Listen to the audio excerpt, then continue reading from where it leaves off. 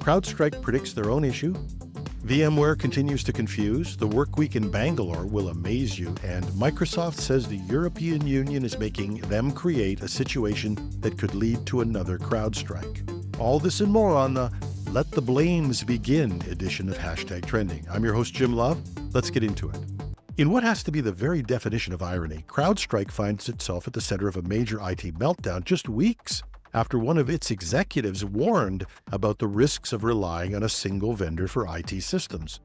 Drew Bagley, CrowdStrike's VP and Counsel for Privacy and Cyber Policy, spoke at a Washington Post event last month, cautioning a resilient digital architecture should be able to weather a storm. He emphasized the importance of deploying software in a manner that reduces risk in digital ecosystems. Fast forward to July 19th, and CrowdStrike's own software update caused widespread disruption, crashing Windows PCs globally, and the incident left many organizations scrambling to recover their systems, with Microsoft suggesting a laborious processing of rebooting the affected computers up to 15 times. Bagley had specifically warned about the dangers of IT monoculture, stating, "We can no longer tolerate solutions or architectures that risk crumbling from a single point of failure." His words now seem prophetic as CrowdStrike itself became that single point of failure. In a controversial move that has sparked debate across India, the Karnataka state government has suggested extending work hours to, wait for it, 14 hours per day. The proposal comes just 2 years after the Indian government reduced working hours for government employees to 7 hours per day in 2022. Karnataka is the largest state in India, and its capital, Bangalore, is often referred to as the Silicon Valley of India. While it has one of the highest levels of income in India, apparently that comes at a price.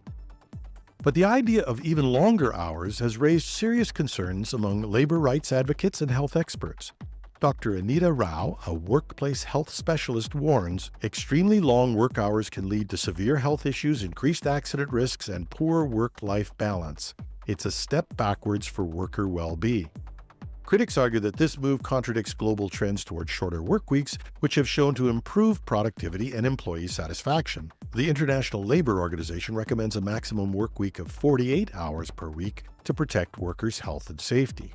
And labor unions across Karnataka have voiced strong opposition to the proposal, calling for immediate talks with the government. Union leader Rajesh Kumar states, "We will not stand for this exploitation of workers. It's a violation of basic labor rights." Broadcom's strategy for VMware continues to evolve, leaving industry watchers puzzled.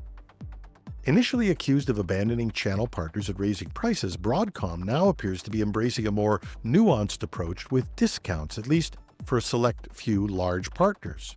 Google Cloud has just launched a Broadcom-compliant version of its VMware offering, featuring discounts of up to 35% for long-term commitments.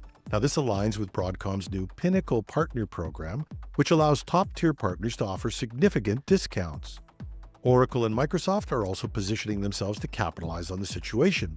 Oracle recently announced new instance types for its VMware solution, while Microsoft's Chief Commercial Officer, Jason Alpha, reportedly called Broadcom's VMware pricing changes the greatest gift of all for encouraging cloud migration.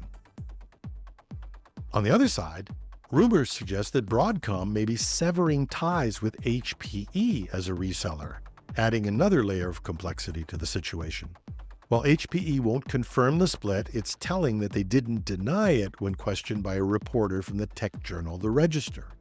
There is speculation that HPE is developing its own virtualization products, and if that's the case, one has to wonder how long Broadcom's partnership with Microsoft could continue. Microsoft has been actively trying to move companies to the cloud, ostensibly with a VMware Azure product line, but Microsoft is also a powerful competitor with its own virtualization offering. Industry analyst Jane Smith comments, Broadcom's strategy seems to be evolving rapidly. They're clearly trying to balance partner relationships with their own profit margins, but the frequent changes are causing confusion in the market. As the dust settles, it's clear that Broadcom's approach to VMware's channel partner pricing is still in flux, leaving customers and partners alike watching closely for the next move. And if there's one thing that customers and channel partners both dislike, it's, you got it, uncertainty. Now, don't say I didn't warn you. there would be some blame games played about the CrowdStrike incident, but I have to say, even I didn't see this coming. It turns out Microsoft is pointing to a 2009 agreement with the European Commission as a key reason it can't further lock down Windows for improved security. The revelation comes in the wake of the recent incident where CrowdStrike crippled 8.5 million Windows PCs worldwide. We've all talked about that. But talk about not wasting a good crisis. No matter that this happened all over the world, the EU regulations are the bad guy, according to Microsoft. A Microsoft spokesperson told the Wall Street Journal that the company agreed in 2009 to give third-party security software makers the same level of access to Windows that Microsoft itself has. Presumably, that means to the kernel. This was in response to antitrust concerns raised by the European Commission. And the agreement, it's available on Microsoft's website, requires the company to make its Windows APIs available to third-party security software vendors.